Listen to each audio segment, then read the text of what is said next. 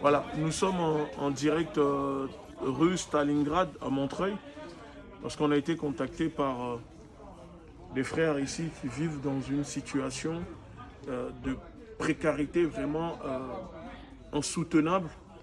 Il n'y a quasiment pas de dignité, pas de sécurité sanitaire qu'on nous prône à la télé toute la journée. Je vais laisser la parole au porte-parole de ce que vous voyez.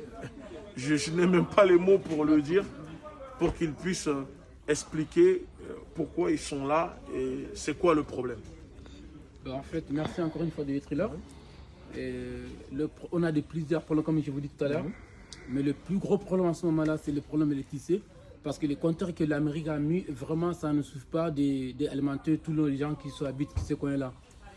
Nous, on a été très épaulés avec la mairie. On a tellement écouté la mairie, mais pour le moment, rien n'a été bougé.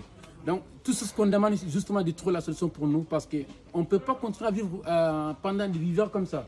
Et crise sanitaire en plus. 270 personnes qui vivent dans une condition. Donc, on invite tout le monde de venir regarder. On invite toute la population de Montreuil de venir regarder. Comme ça, il aura du mot à dire. Parce que pour le moment, comme mon frère vient de dire, moi, je n'ai pas de mot à dire. Parce qu'on ne peut pas vivre dans une condition comme telle, en disant qu'on est en France. Donc, je suis désolé. Ce que je demande justement de nous aider. Et puis c'est tout.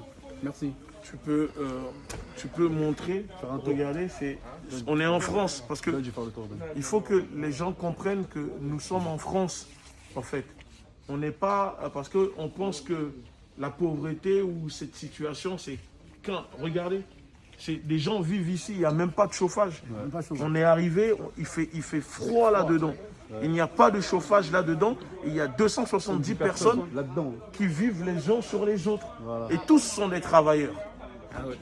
Tous travaillent. Hein. Parce que c'est eux qui creusent les tunnels la nuit dans les métros. Font tous ces boulots-là. Qui font les nettoyages, qui font tourner les villes. Regardez comment ils vivent. Et c'est...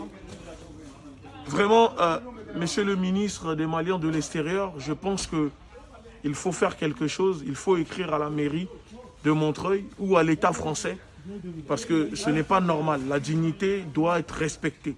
Et ici, la dignité n'est pas respectée. Il fait froid. Il y a un problème d'électricité ici.